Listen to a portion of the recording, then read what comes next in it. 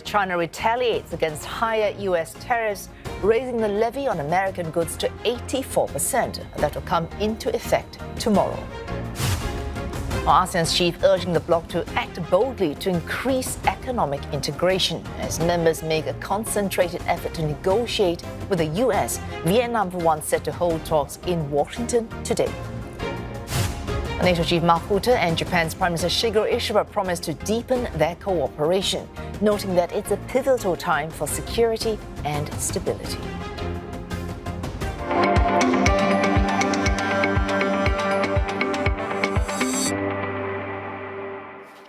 More on the latest on tariffs and counter-tariffs. We're joined by Radhika Rao. She's Executive Director and Senior Economist at DBS Bank. Thanks for joining us, Ms. Rao.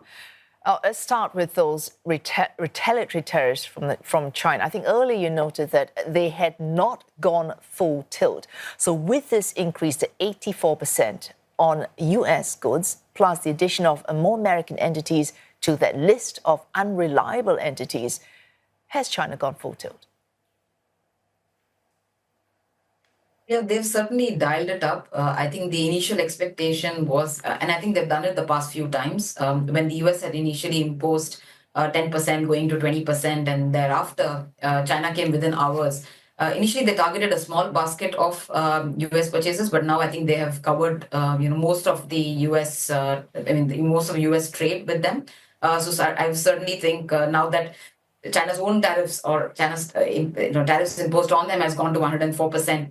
That they have dialed it up also to about 84%. So I would think that this is certainly, the temperatures are picking up a lot more. And I think this also goes back to the back and forth rhetoric that's happening, especially the US administration maintaining that, China has not reached out to them for any negotiation, and hence this kind of penal behavior has been put in. So we do think certainly China is stepping it up a lot more this time around as compared to what action they had taken back in February and March. So if we were less clear 1 week ago, we are more clear now that the U.S. administration does want people to reach out. These tariffs may not be permanent. It is prepared to negotiate. Yeah, that's the commentary, at least. I think the U.S. President Trump has maintained that, yes, since they announced these tariffs, many countries have reached out to them, wanting to hold negotiations, and that includes some countries in ASEAN, some countries in Northeast Asian countries as well, including South Korea and Japan. And so the narrative from the US side is that many countries are falling over each other, trying to negotiate. And I think that is going to be an ongoing process. As you've seen, many of the ASEAN countries, for example, have not retaliated. In fact, outside of China and Europe to some extent, most of the countries in the region have preferred to still, get into conversations with or negotiations with the US, trying to see if there's any concessions that could be offered. Some countries have gone to the extent of even saying, they could cut tariffs all the way. Again, I think it's going to be an ongoing process. US has not signaled that just cutting tariffs is enough. They seem to want more. And I think that's where a bit of meeting of minds still needs to happen. In a way, wanting more, that might make it a hard nut to crack, no? Certainly, I think wanting more and wanting exactly what, that is the biggest question mark. Because what we see is that rather than just the tariff differential being mirrored in the reciprocal taxes, there seems to be the trade gap, which is, really one of the reasons why the reciprocal tariff rates are this high.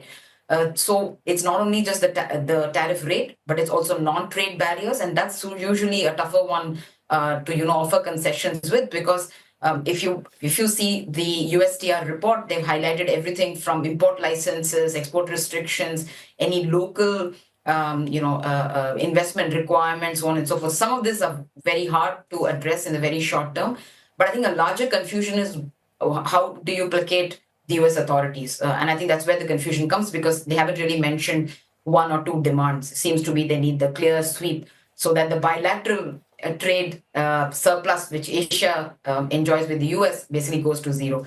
So that will certainly take a lot more time. So I think a few things that have come together: lack of clarity, as well as making it practically difficult to address that gap in a very short period of time. Seems to suggest that unless the US rolls back, some of these tariffs will remain in place. Well, central banks are doing what they can. So rate cut from India today, Malaysia central bank meeting, Philippines meeting tomorrow.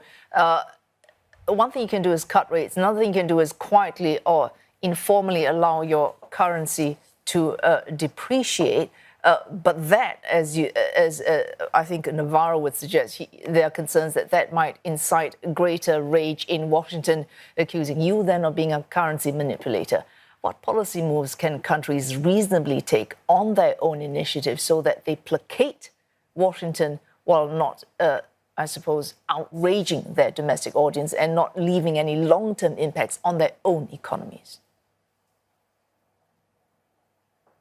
Certainly, I think the first line of defense, apart from reaching out to the US and trying to understand what their requirements are, what national governments can do and what central banks can do for their own country certainly becomes very important.